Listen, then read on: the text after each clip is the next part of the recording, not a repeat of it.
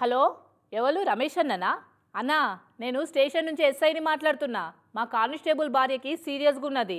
ఆన్లైన్లో పైసలు కావాలి. నా చేతిలో 90,000 ఉన్నాయి. ఇగో హోంగార్డుకి ఇచ్చి పంపిస్తున్నా. నువ్వు ఈ లోపట నాకు 90,000 నా నంబర్ మీద ఆన్లైన్లో కొట్టన్నా, సరేనా? నువ్వు ఫోన్ పెట్టేసిన 10 నిమిషాలల్లా మా ఓడాడు ఉంటాడు. ఫికర్ పడకు, సరేనా అని గిట్ల మాట్లాడి కూడా దొంగ తాషిడిగాళ్ళు ఎట్లా పైసలు కొట్టేస్తానో చెప్పేందుకే గీ ముచ్చట పట్టుకొచ్చినాం చూడుర్రి.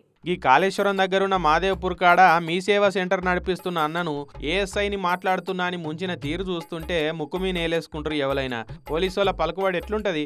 పోలీసుల నుంచి ఫోన్ వచ్చిందంటే ఎంతటోళ్ళైనా గజగజ వనుక్కుంటా పైసలు అప్పచెప్తారని మరి ఏడ చూసి తెలుసుకున్నాడా దొంగ తాషిడిగాడు. మాదేవ్పూర్లో మీ సేవా సెంటర్ నడిపిస్తున్న చీర్ల తిరుపతి అన్నకు నేను ఏఎస్ఐని మాట్లాడుతున్నా అని ఒకడు ఫోన్ చేసిండట. చెప్పు సార్, ఏం కావాలంటే, ఏం లేదా తిరుపతి, అర్జెంటుగా మా పిఎస్లో పనిచేసే కానిస్టేబుల్ భార్యకు సీరియస్ ఉన్నది, బాగా దవాఖాన లేచిర్రు. నేనే పైసలు చదివినా, కాకుంటే పైసలు ఆన్లైన్లో కావాలన్నట వాళ్ళకు. నా తాన 90,000 నగదున్నాయి, వాటిని మా హోంగార్డుకి ఇచ్చి నీ దగ్గరికి పంపించిన. నువ్వు ఆ 90,000 నాకు ఆన్లైన్లో కొట్టు. నువ్వు ఫోన్ పెట్టేసిన 2 నిమిషాలు నీ ముంగట ఉంటాడని చెప్పిండట. ఇక ఏఎస్ఐ ఫోన్ చేసి పైసలు పంపించినా నాకు ఆన్లైన్లో కొట్టమంటే నిజంగానే సీరియస్ ఉండొచ్చు అని మారా ఆలోచన లేకుండా ఆయన పుస పైసలు కొట్టిండట ఈ తిరుపతి అన్న. అంతేనా తిరుపతి అన్న? మాదేవ్పూర్ స్టేషన్ నుంచి నరసింహారెడ్డి అని అతను ఏఎస్ఐ అని చెప్పి కాల్ చేశాడు. కాల్ చేస్తే 90,000 నెంబర్ ట్రాన్స్ఫర్ చేయండి, కానిస్టేబుల్ భార్య సీరియస్లో హాస్పిటల్లో ఉంది అని చెప్పాడు. నేను హోంగార్డ్ తోటి డబ్బులు పంపిస్తాను, మీరు తొందరగా ఇమీడియట్లీ ట్రాన్స్ఫర్ చేయండి. చేశాను.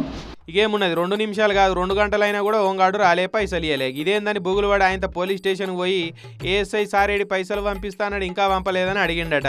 ఏం మాట్లాడుతున్నావా తిరుపతి, అసలు మన మాదేవ్పూర్ పిఎస్లో ఏఎస్ఐ లేడని పోలీసు వాళ్ళు చెప్పే వరకు గప్పుడు కంగు తిన్నాడట.